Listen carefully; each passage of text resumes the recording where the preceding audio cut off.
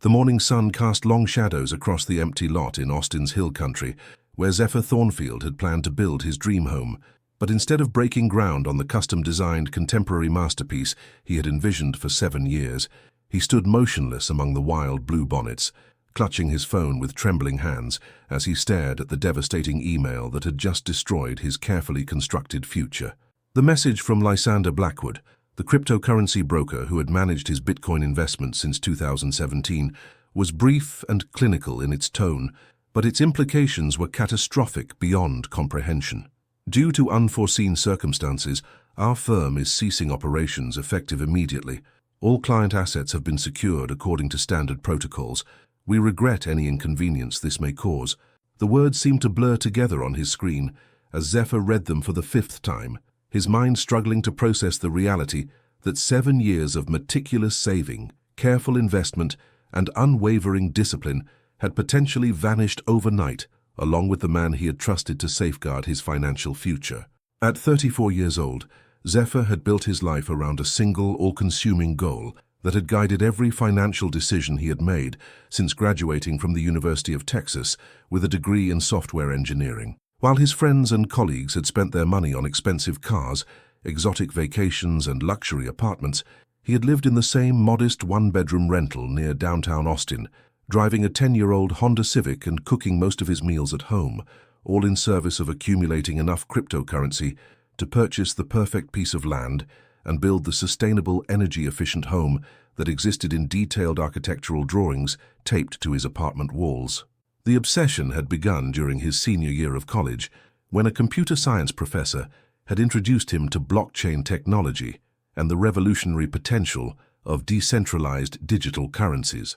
Unlike many of his classmates who saw Bitcoin as a speculative gambling opportunity, Zephyr had been drawn to its underlying technology and its promise to democratize financial systems while providing hedge against traditional economic instability.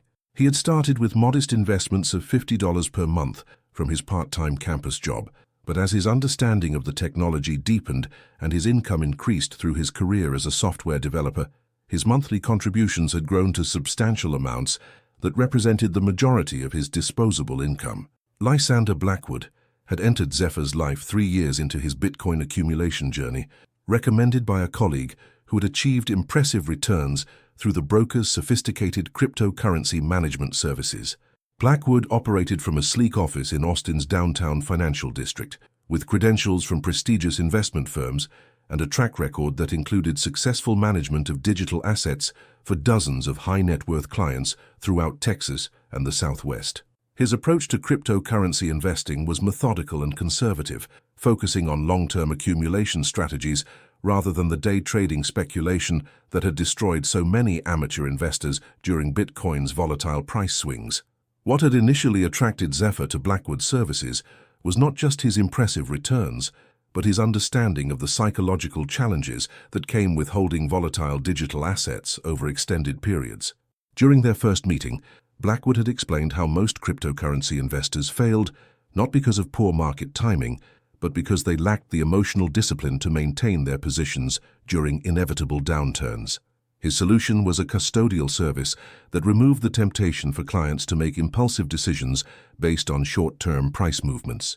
"I'll hold your private keys in secure institutional-grade storage," Blackwood had explained during their initial consultation, his confident demeanor and detailed knowledge of blockchain technology inspiring immediate trust. "You'll receive regular statements showing your accumulating balance, but you won't have direct access to make transactions until you're ready to liquidate for your intended purpose. It's like having someone hold your car keys when you're tempted to drive after drinking. Protection from your own potential poor judgment during emotional moments." The arrangement had worked exactly as promised for nearly 4 years. Zephyr's Bitcoin holdings had grown from a modest collection of fractional coins into a substantial portfolio worth over $800,000 at current market prices, more than enough to purchase his dream property and fund the construction of the sustainable home he had spent countless hours designing with an architect who specialized in off-grid, environmentally conscious residential projects. Monthly statements arrived with clockwork regularity, showing his accumulating balance and providing detailed analysis of market trends and investment strategies. But more than the impressive returns, Zephyr had valued Blackwood's educational approach to cryptocurrency investing. Their quarterly meetings weren't just about reviewing performance, but about understanding the broader implications of blockchain technology, regulatory developments, and macroeconomic factors that could influence digital asset prices. Blackwood had helped him navigate the psychological challenges of watching his net worth fluctuate wildly during Bitcoin's notorious volatility, providing the kind of steady, rational guidance that had kept him committed to his long-term strategy when less disciplined investors were panic selling during market downturns. The relationship had felt more like a mentorship than a typical client-advisor arrangement. Blackwood often shared stories about other clients who had achieved their financial goals through patient cryptocurrency accumulation, and he seemed genuinely invested in helping Zephyr realize his dream of building a sustainable home powered entirely by renewable energy. During their most recent meeting just 6 weeks earlier, they had discussed the optimal timing for liquidating his Bitcoin holdings to coincide with his planned land purchase in the fall.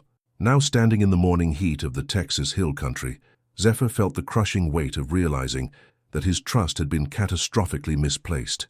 The phone number listed on Blackwood's business card went directly to a disconnected message, and the downtown office address led to an empty suite with a "For Lease" sign posted prominently in the window. 7 years of financial discipline and sacrifice had potentially been erased overnight by a man who had vanished as completely as if he had never existed. The drive back to Austin passed in a blur of mounting panic and desperate attempts to contact anyone who might have information about Blackwood's whereabouts or the status of his Bitcoin holdings. Zephyr called every number he could find associated with Blackwood's investment firm, but each attempt resulted in the same disconnected message or automated response indicating that the number was no longer in service. His attempts to access his cryptocurrency wallet using the backup information Blackwood had provided years earlier failed repeatedly, suggesting that either the wallet no longer existed or the access credentials had been changed without his knowledge. By the time he reached his apartment, Zephyr was operating in full crisis mode, his software engineering background compelling him to approach the situation with systematic analysis despite the emotional chaos threatening to overwhelm his judgment. He spread out every document he possessed related to his cryptocurrency investments across his dining room table: contracts, monthly statements, correspondence, and business cards, searching for clues that might lead to recovering his missing assets, or at least understanding what had happened to the man he had trusted with his financial future. The initial research was both encouraging and terrifying in its implications. Public records showed that Lysander Blackwood had indeed operated a legitimate investment advisory business in Austin for several years, with proper licensing and registration with state financial regulatory authorities.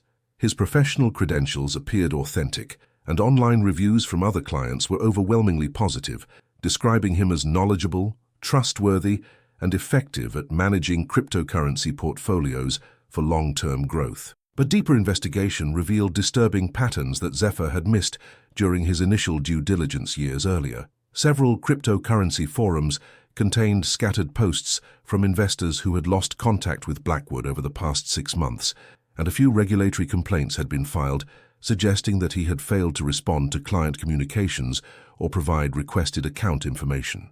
Most alarmingly, public blockchain records showed no evidence of the substantial Bitcoin addresses that should have corresponded to Zephyr's accumulating investments, suggesting that either the cryptocurrency had been moved to different wallets or it had never been purchased in the first place.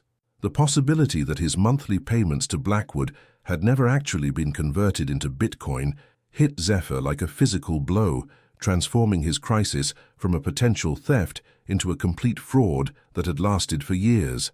If Blackwood had simply been pocketing his monthly contributions while providing fabricated statements showing fictitious investment growth, then not only had his Bitcoin disappeared, but it had never existed in the first place. 7 years of sacrifice and discipline had funded nothing more than an elaborate illusion designed to separate him from his money, while keeping him patient and compliant through regular statements showing imaginary wealth accumulation. That evening, as Zephyr sat in his apartment surrounded by the architectural plans and sustainability specifications for the home he might never be able to build, he began the overwhelming process of documenting his relationship with Blackwood for what would likely become a criminal investigation and civil lawsuit. Every monthly statement every quarterly meeting summary, every email exchange had to be preserved and organized as evidence of what appeared to be a sophisticated Ponzi scheme that had operated successfully for years before finally collapsing. The task of reconstructing 7 years of financial records forced Zephyr to confront the magnitude of his losses in granular detail. His monthly contributions to Blackwood had started at $500, but had gradually increased to over $3,000 per month as his software engineering salary had grown and his commitment to his home-building goal had intensified. Basic arithmetic showed that he had transferred nearly $200,000 in actual cash to Blackwood over the course of their relationship, money that had been diverted from his regular checking account and was therefore completely separate from any Bitcoin investments that might have been made on his behalf. Even if some of his money had actually been converted into cryptocurrency as promised, the complexity of blockchain transactions and wallet management meant that recovering those assets could prove impossible without Blackwood's cooperation. Unlike traditional financial accounts that could be frozen or recovered through legal processes, Bitcoin transactions were irreversible and anonymous, making them the perfect vehicle for financial crimes that could be virtually impossible to prosecute or remedy. The next morning brought the beginning of what would become a months-long odyssey through the criminal justice system and regulatory bureaucracy as Zephyr attempted to report Blackwood's disappearance and recover his stolen assets. His first stop was the Austin Police Department, where a detective specializing in financial crimes listened to his story with the weary patience of someone who had seen similar cases with increasing frequency as cryptocurrency adoption had grown among mainstream investors. The problem with these crypto cases is that the technology makes traditional investigation methods nearly impossible, Detective Cordelia Ravencrest explained as she reviewed Zephyr's documentation. Even when we can identify the perpetrator and prove that fraud occurred, recovering the actual assets is extraordinarily difficult because Bitcoin transactions can't be reversed like traditional bank transfers. The detective's assessment was both realistic and discouraging, but she agreed to open a formal investigation and coordinate with federal authorities who had jurisdiction over financial crimes involving interstate commerce and digital currencies. The FBI's cryptocurrency crime unit had developed specialized expertise in blockchain analysis and had achieved some success in recovering stolen digital assets, but such cases typically took years to resolve and often resulted in only partial recovery of lost funds. Parallel to the criminal investigation, Zephyr began working with a civil attorney who specialized in investment fraud cases, hoping that legal action might provide an alternative path to recovering his losses, even if criminal prosecution proved unsuccessful. The attorney, Octavia Stormwind, had experience with several cryptocurrency fraud cases and was familiar with the unique challenges they presented for both prosecutors and victims seeking restitution. The good news is that if Blackwood was operating a legitimate business with proper documentation, there may be recoverable assets through traditional legal processes, Stormwind explained during their initial consultation. Business bank accounts, real estate holdings, vehicles, and other tangible property can potentially be seized and liquidated to compensate victims, even if the cryptocurrency itself has been moved beyond our reach.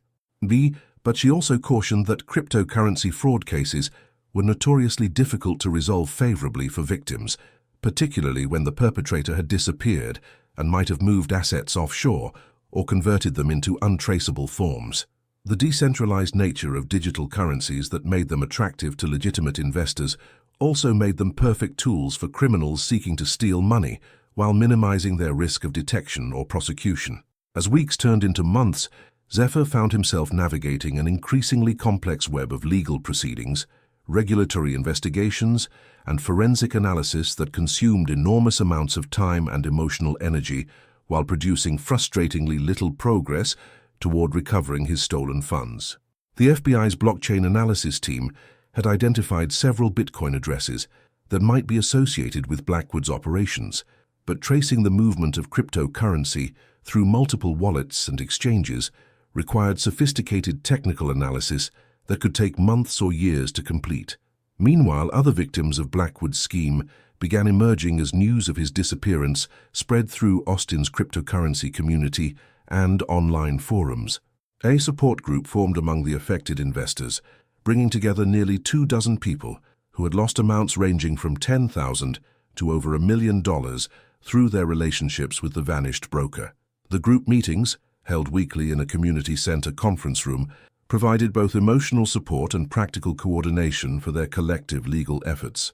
The stories shared during these meetings revealed the sophisticated psychological manipulation that Blackwood had used to maintain his clients' trust and compliance over extended periods. Like Zephyr, most victims had been attracted to Blackwood's educational approach and long-term investment philosophy, and they had appreciated his apparent expertise in navigating the psychological challenges of cryptocurrency investing. The regular statements and quarterly meetings had created an illusion of transparency and professionalism that had effectively prevented clients from questioning the arrangement or demanding direct access to their digital assets. He made us feel smart and sophisticated for choosing a patient, disciplined approach to cryptocurrency investing, explained Cassiopeia Nightingale, a marketing consultant who had lost over $400,000 intended for her retirement. While other people were day trading and losing money on speculation, we felt like we were part of an exclusive group that understood the real potential of blockchain technology. The psychological manipulation had been particularly effective because it had played into the victims' existing beliefs and motivations rather than contradicting them. Blackwood hadn't needed to convince his clients to invest in cryptocurrency. They had already made that decision independently. Instead, he had positioned himself as the solution to the practical and emotional challenges they faced in managing volatile digital assets over long time periods. 6 months after Blackwood's disappearance, the investigation had produced mixed results that offered both hope and continued frustration for the victims. Federal agents had identified and frozen several bank accounts containing over $2 million that appeared to be connected to Blackwood's operations, money that could potentially be returned to victims if prosecutors could prove it represented stolen funds. Additionally, they had located and seized a luxury home in Colorado and several high-end vehicles that Blackwood had purchased during the final year of his scheme's operation. But the cryptocurrency assets that represented the majority of the victims' losses remained missing, likely moved through a complex series of transactions designed to obscure their ultimate destination. Blockchain analysis had revealed that substantial amounts of Bitcoin had been transferred from addresses associated with Blackwood's business to exchanges based in countries with limited cooperation in international financial investigations. From there, the trail became increasingly difficult to follow as the funds were converted into other cryptocurrencies, mixed with other transactions, and potentially converted back into traditional currencies through foreign banking systems. The discovery of Blackwood's physical location came through an unexpected source nearly 8 months after his initial disappearance. A routine traffic stop in Nevada had resulted in his arrest on an outstanding warrant related to the cryptocurrency fraud investigation, and his subsequent interrogation had revealed the scope and sophistication of his scheme. Far from being a simple theft of client funds, Blackwood had operated a complex Ponzi scheme that had used new investor deposits to pay fabricated returns to existing clients while systematically stealing the majority of the money for his personal use. He was running a classic Ponzi structure, but using cryptocurrency statements instead of traditional investment accounts, Detective Ravencrest explained during a meeting with the victim support group. New client deposits were used to fund the lifestyle expenses and fictitious returns that kept existing clients satisfied, while the actual Bitcoin purchases were either never made or were immediately liquidated to fund the scheme's operations. Blackwood's arrest provided answers to many of the victims' questions about how the fraud had operated, but it also confirmed their worst fears about the likelihood of recovering their losses. His personal assets, while substantial, were nowhere near sufficient to compensate all of the victims for their losses, and the majority of the stolen cryptocurrency appeared to have been converted into traditional currency and spent on luxury purchases and lifestyle expenses over the course of several years. The criminal prosecution moved forward with charges, including wire fraud, money laundering, and securities violations that could result in decades of prison time if Blackwood were convicted. But even a successful prosecution would do little to address the financial devastation experienced by his victims, most of whom faced the prospect of losing their life savings with minimal hope of recovery. For Zephyr, the confirmation that his Bitcoin investments had never actually existed was simultaneously devastating and liberating in its finality. The months of uncertainty and hope for recovery had been replaced by the stark reality that 7 years of saving and sacrifice had funded nothing more than one man's fraudulent lifestyle. The dream home he had planned to build would remain forever on paper, and the sustainable off-grid lifestyle he had envisioned would need to be postponed indefinitely while he rebuilt his financial foundation from scratch. But the experience had also provided unexpected lessons about resilience, community, and the importance of diversification that extended far beyond financial planning. The victim support group had evolved into a genuine community of people who had learned to support each other through shared adversity, and several members had formed lasting friendships that transcended their common experience of financial loss. The weekly meetings had transformed from crisis management sessions into broader discussions about financial literacy, risk management, and the psychological factors that made people vulnerable to sophisticated fraud schemes. Zephyr had also discovered unexpected strength in his ability to process and adapt to catastrophic circumstances. The software engineering skills that had enabled him to accumulate substantial savings also proved valuable in analyzing the fraud, organizing legal documentation, and developing systematic approaches to rebuilding his financial security. Rather than allowing the loss to paralyze him with grief or rage, he had channeled his analytical nature into understanding exactly what had happened and developing strategies for preventing similar losses in the future. 1 year after Blackwood's arrest, Zephyr had made the difficult decision to abandon his home-building plans in favor of a more modest and diversified approach to achieving financial security. The architectural drawings that had decorated his apartment walls for years were carefully stored away, replaced by educational materials about traditional investment strategies, emergency fund management, and the warning signs of financial fraud that he wished he had recognized earlier in his relationship with Blackwood. His new financial plan emphasized diversification across multiple asset classes and institutions, with no single investment representing more than 10% of his total portfolio. While he continued to believe in the long-term potential of cryptocurrency technology, his Bitcoin holdings were now limited to small amounts stored in hardware wallets under his direct control, with private keys that no one else could access or steal. The civil lawsuit against Blackwood had resulted in a settlement that provided partial compensation to the victims, funded primarily through the sale of his seized assets and the frozen bank accounts that federal investigators had identified. Zephyr received approximately $30,000 from the settlement, less than 15% of his actual losses, but enough to provide a foundation for beginning his financial recovery. More importantly, the experience had connected him with a community of people who shared his commitment to financial independence and sustainable living, albeit with a more cautious and diversified approach than his previous single-minded focus on cryptocurrency accumulation. Several members of the victim support group had formed an investment club that met monthly to discuss market analysis, share research, and provide mutual accountability for their financial decisions. The group's approach emphasized education, transparency, and collective decision-making as safeguards against the kind of individual manipulation that had made them vulnerable to Blackwood's scheme.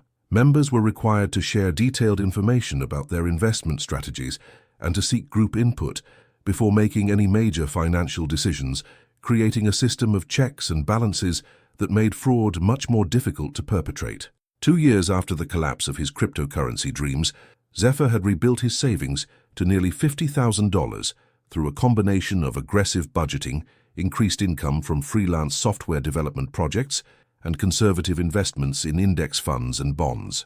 While the amount was far below what he had accumulated through his relationship with Blackwood, it represented genuine wealth under his direct control, rather than fabricated statements showing imaginary investments.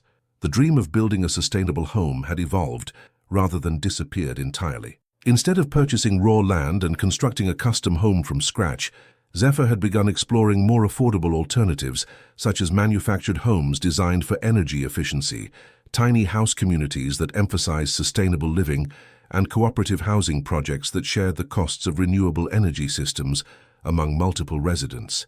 His priorities had also shifted from individual achievement to community building and fraud prevention education. He had become a regular speaker at cryptocurrency meetups and investment clubs, sharing his story as a cautionary tale about the importance of maintaining direct control over digital assets and conducting thorough due diligence on financial advisors. The presentations were painful reminders of his losses, but they also served as valuable public service that might prevent other people from experiencing similar devastation. The victim support group had evolved into a formal non-profit organization dedicated to educating investors about cryptocurrency fraud and providing resources for people who had been victimized by similar schemes. Zephyr served on the organization's board of directors, contributing his technical expertise to developing educational materials and fraud detection tools that could help people identify suspicious investment opportunities before becoming victims. The work was personally meaningful because it transformed his experience of loss into a source of purpose and community service. Rather than allowing the fraud to define him as a victim, he had chosen to use his knowledge and experience to help protect other people from similar schemes. The non-profit's website received hundreds of inquiries each month from people seeking guidance about potentially fraudulent investment opportunities, and their intervention had successfully prevented several individuals from losing substantial amounts to schemes similar to Blackwood's operation. 3 years after his initial discovery of Blackwood's disappearance, Zephyr received an unexpected phone call from Detective Ravencrest informing him that additional assets had been recovered through the ongoing investigation. International cooperation with law enforcement agencies in several countries had led to the identification of offshore accounts containing cryptocurrency that could be traced back to Blackwood's fraudulent scheme.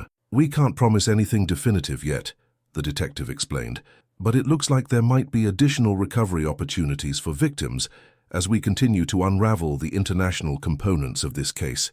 Blackwood had relationships with money launderers and cryptocurrency exchanges in at least 6 different countries, and some of those relationships are now being investigated by their respective governments. The possibility of additional recovery was welcome news, but Zephyr had learned not to depend on such uncertain outcomes for his financial planning. The years since Blackwood's disappearance had taught him the importance of building security based on assets and income streams under his direct control, rather than relying on potential windfalls or speculative investments.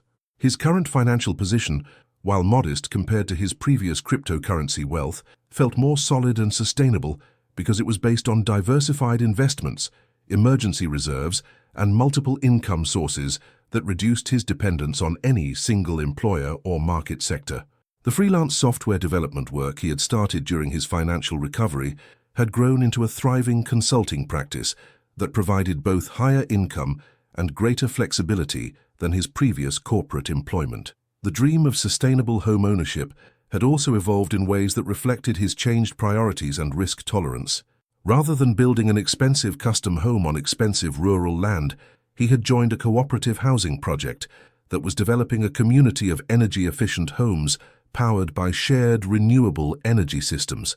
The financial commitment was much smaller than his original plan, but the community aspect provided social connections and shared knowledge that made the project more appealing than individual home ownership. His unit in the cooperative community was scheduled for completion in 18 months, funded through a combination of his rebuilt savings and a modest mortgage that represented less than 25% of his income. The home would feature many of the sustainable technologies he had researched for his original dream house, but in a more affordable package that didn't require risking his entire financial future on a single investment strategy. 4 years after the collapse of his Bitcoin dreams, Zephyr stood once again in the Texas Hill Country, but this time he was touring the construction site of his cooperative housing community rather than mourning the loss of his individual home-building plans. The community was taking shape on a beautiful piece of land outside Austin, with solar panels and wind turbines already installed to provide renewable energy for the entire development. His unit was smaller than the custom home he had originally envisioned, but it incorporated all of the essential features he had prioritized: energy efficiency, sustainable materials, and integration with the natural landscape. More importantly, it was part of a community of like-minded people who shared his values and could provide mutual support during both good times and crises. The other community members included several people who had experienced their own financial setbacks and had learned similar lessons about the importance of diversification and risk management. Their shared experiences had created bonds of trust and mutual understanding that made the community feel more like an extended family than a typical housing development. As he walked through the framing of his future home, Zephyr reflected on the unexpected journey that had brought him to this moment. The catastrophic loss of his Bitcoin investments had initially felt like the end of his dreams, but it had ultimately led to a more balanced and sustainable approach to both financial planning and community building. The money he had lost to Blackwood's fraud could never be recovered completely, but the lessons he had learned and the relationships he had built through the experience had created value that couldn't be measured in dollars or Bitcoin. The victim support group had become a genuine community of friends who continued to meet monthly, even though their legal proceedings had concluded. Several members had launched business ventures together. Others had formed investment partnerships, and all of them had developed the kind of financial literacy and risk awareness that would protect them from similar schemes in the future. The non-profit organization they had founded was now operating in 12 states and had prevented millions of dollars in cryptocurrency fraud through their educational programs and fraud detection services. The work was volunteer-based, but it provided a sense of purpose and community impact that made the financial losses feel like investments in a broader mission to protect other people from similar devastation. Blackwood himself had been sentenced to 15 years in federal prison following his conviction on multiple fraud charges, and he had been ordered to pay restitution to his victims using any assets that could be identified and liquidated. The criminal justice process had provided a sense of closure and vindication, even though the financial recovery had been limited. But perhaps most importantly, the experience had taught Zephyr that security and happiness couldn't be achieved through any single investment strategy or financial plan, no matter how carefully constructed or patiently executed. True financial security required diversification not just of assets, but of relationships, skills, and sources of meaning that could provide stability during inevitable periods of market volatility and unexpected setbacks. 5 years after his initial discovery of Blackwood's disappearance, Zephyr was living in his completed cooperative housing unit, enjoying the sustainable lifestyle he had always envisioned, but through a path he could never have anticipated. His home was powered entirely by renewable energy, built with sustainable materials, and integrated into a community of people who shared his values and could provide mutual support during both celebrations and crises.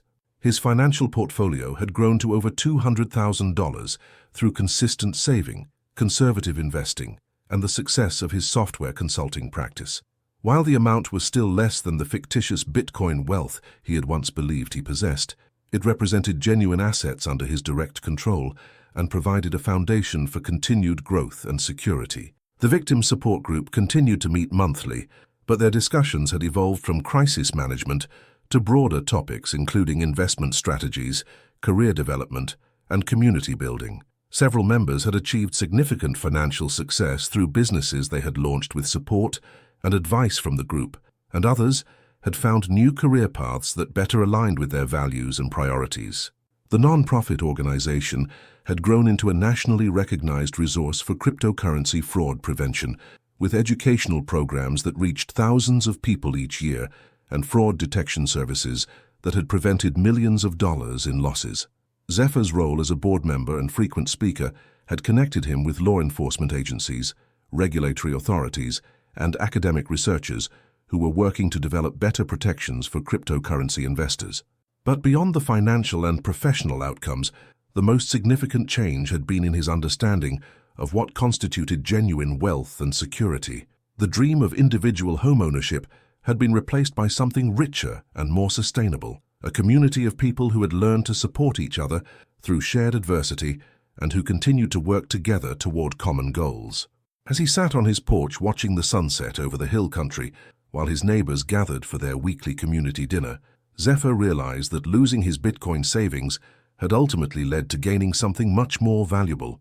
The cooperative community provided not just sustainable housing, but sustainable relationships that could weather financial storms, market crashes, and personal crises that would inevitably arise in the future.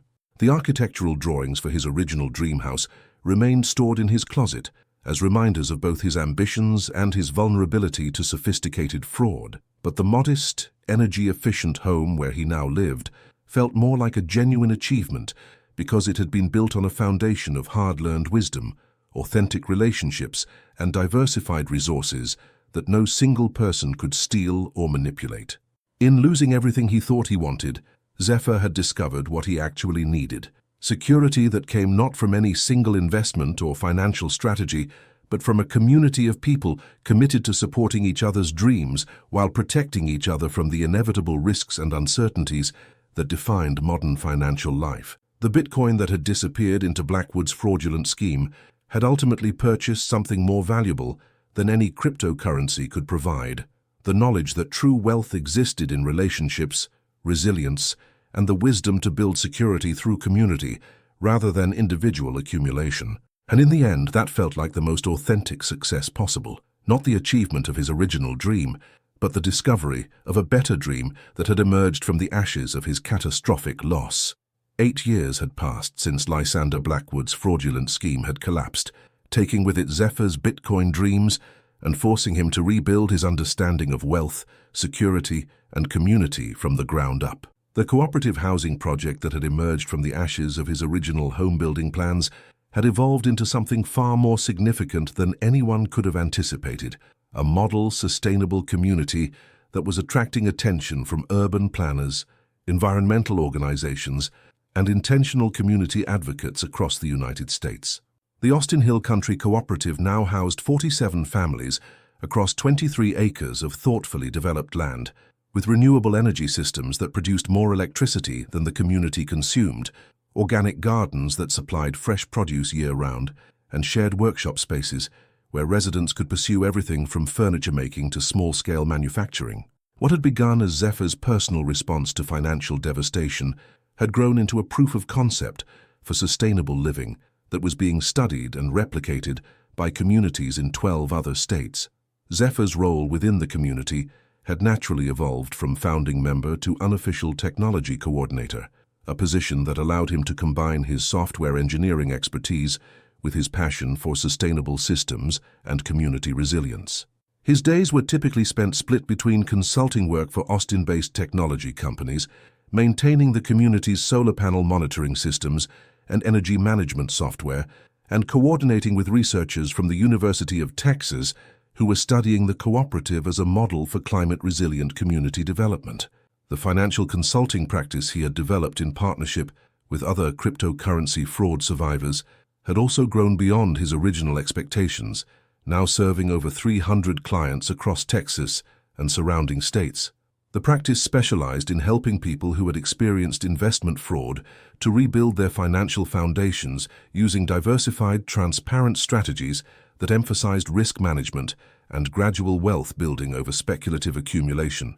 But perhaps most significantly, the personal relationships that had formed through his journey from fraud victim to community leader had created a network of support and collaboration that extended far beyond the geographical boundaries of the cooperative.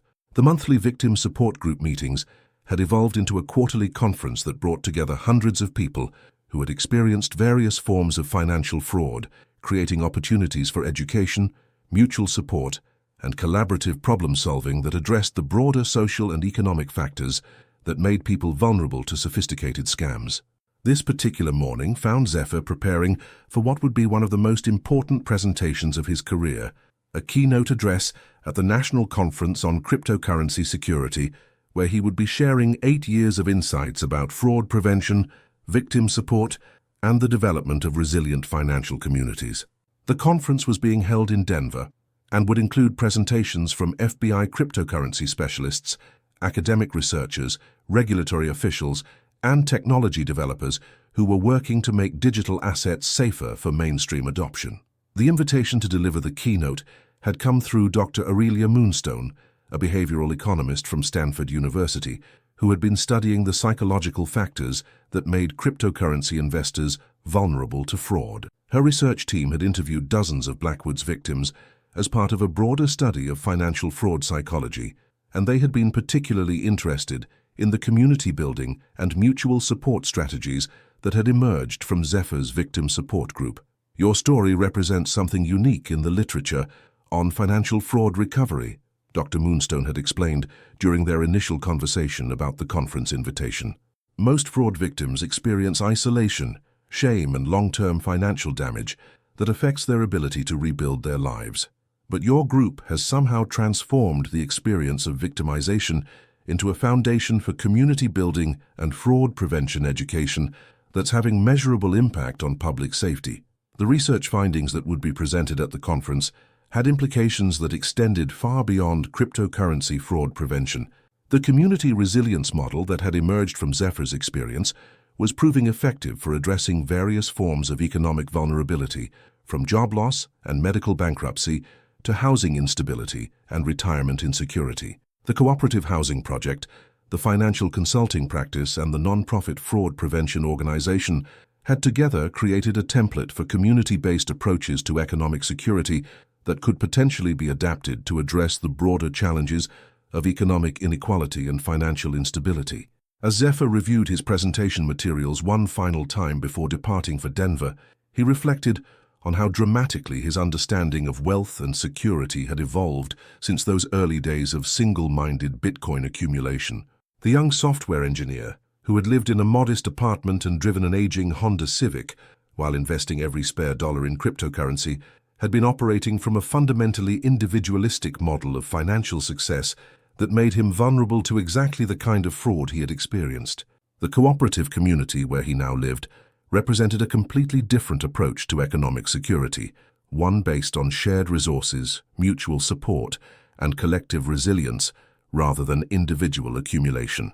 His monthly housing costs were lower than they had been in his downtown apartment, but his quality of life was immeasurably higher due to the social connections, shared amenities, and environmental sustainability that came with community living. The three-bedroom home he occupied within the cooperative was larger and more comfortable than his original apartment, featuring passive solar design, high-efficiency appliances, and smart home technology that optimized energy usage based on real-time renewable energy production. But more importantly, it was situated within a community where neighbors looked out for each other, shared knowledge and resources, and worked together to address common challenges, ranging from childcare and elder care to emergency preparedness and conflict resolution. His personal financial portfolio had also evolved to reflect the lessons he had learned about diversification and risk management.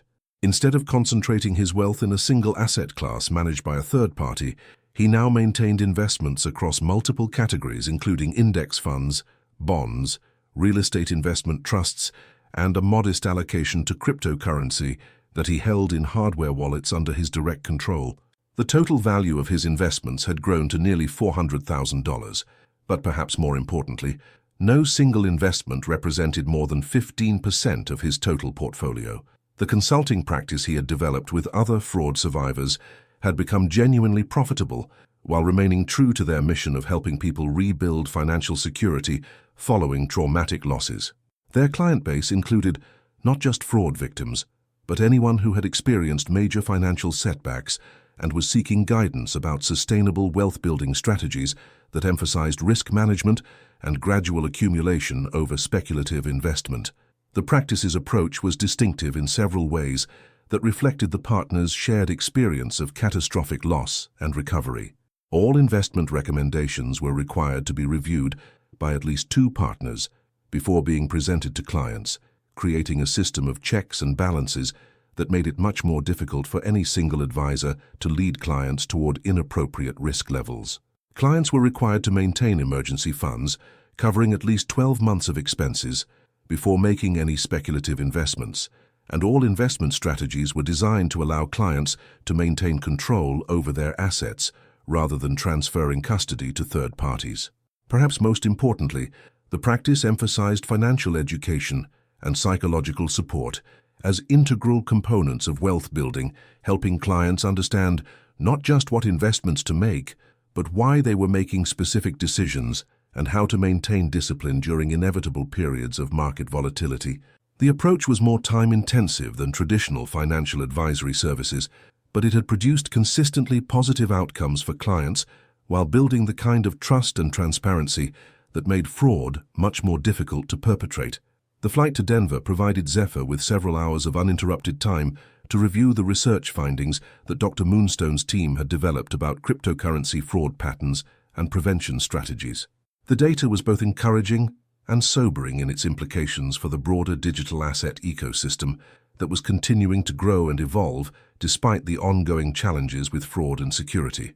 The research showed that fraud victims who participated in support groups and community-building activities were significantly more likely to recover financially and emotionally from their losses compared to victims who attempted to cope with their experiences in isolation.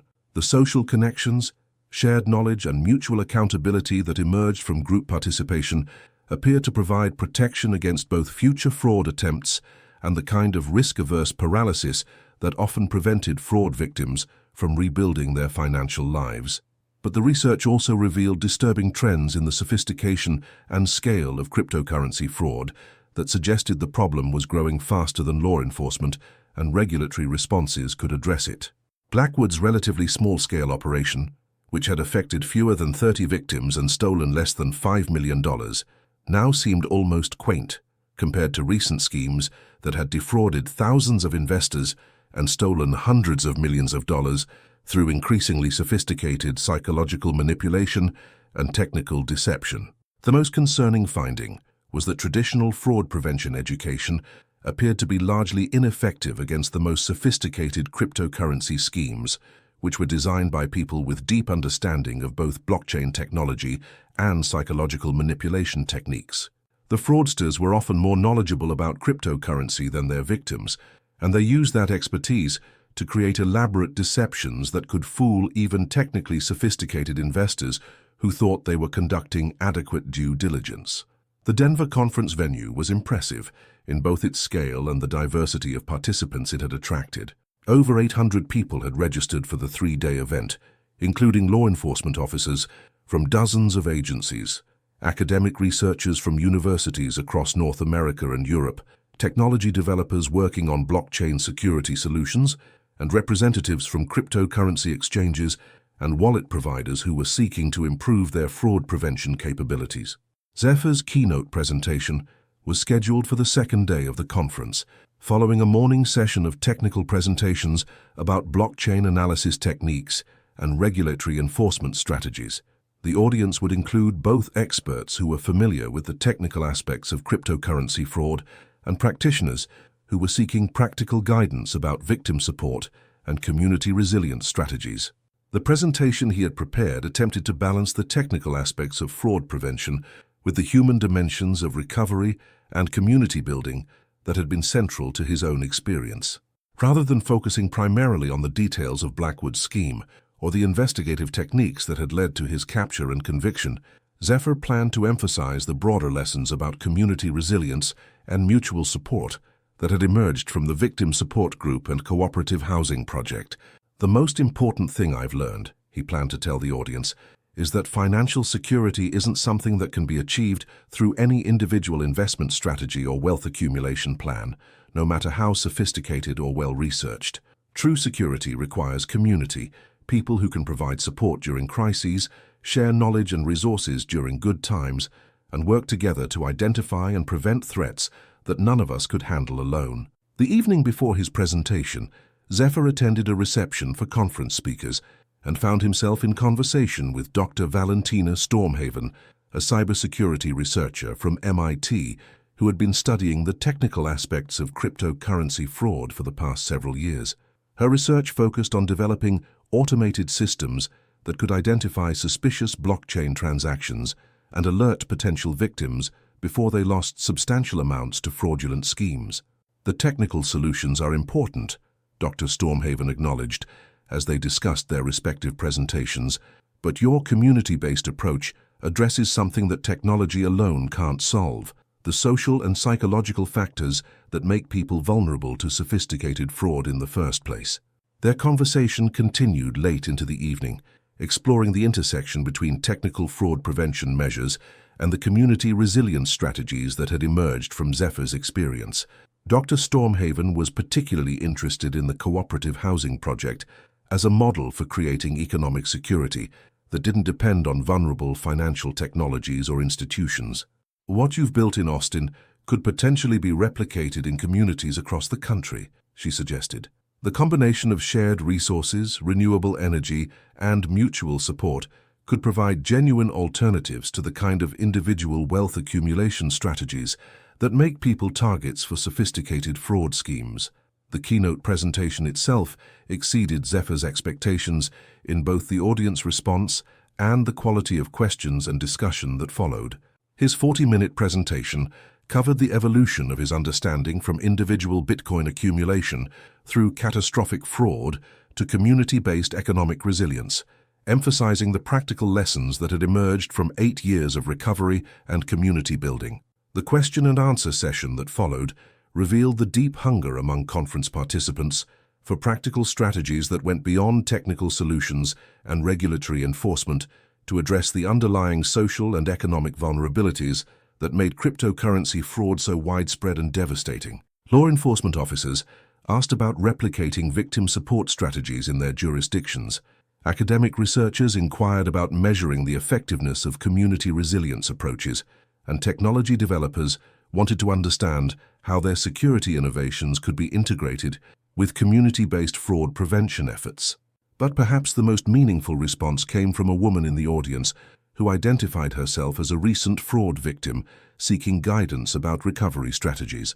Her story was remarkably similar to Zephyr's own experience: years of disciplined cryptocurrency accumulation intended to fund a major life goal, followed by the devastating discovery that her trusted financial advisor had disappeared along with her digital assets. "I've been feeling so isolated and ashamed since this happened," she said during the question period. "Hearing about your support group and cooperative community gives me hope that I might be able to rebuild not just my finances, but my ability to trust and connect with other people." Zephyr exchanged contact information with the woman after his presentation and spent nearly an hour discussing practical steps for starting victim support groups and connecting with existing fraud prevention resources. The conversation reinforced his conviction that the most important work he could do was not technical or financial, but fundamentally social, helping people who had experienced similar losses to find each other and work together toward recovery and prevention. The remainder of the conference provided opportunities for Zephyr to connect with researchers, practitioners, and policymakers who were working on various aspects of cryptocurrency security and fraud prevention. He participated in several panel discussions about victim support strategies, contributed to planning sessions for a proposed national network of cryptocurrency fraud prevention organizations, and began conversations about potential collaborations between his Austin-based community and similar projects in other parts of the country. The most significant development was an invitation to participate in a multi-year research project that would study community resilience approaches to economic security in partnership with universities, government agencies, and non-profit organizations across the United States. The project would provide funding for expanding the Austin Cooperative and documenting the replication process in other communities, potentially creating a network of resilient communities that could serve as models for sustainable economic development. The flight back to Austin provided time for Zephyr to process the implications of the connections and opportunities that had emerged from the conference. What had begun as a personal journey of recovery from cryptocurrency fraud was evolving into something with national and potentially international significance for addressing broader challenges of economic inequality, financial vulnerability, and community resilience. But as the plane descended toward Austin, and he could see the familiar landscape of the hill country where his community was located, Zephyr felt most excited about returning to the daily work of cooperative living and mutual support that had become the foundation of his life. The national recognition and research opportunities were gratifying, but the real satisfaction came from the relationships and shared projects that made each day meaningful and secure.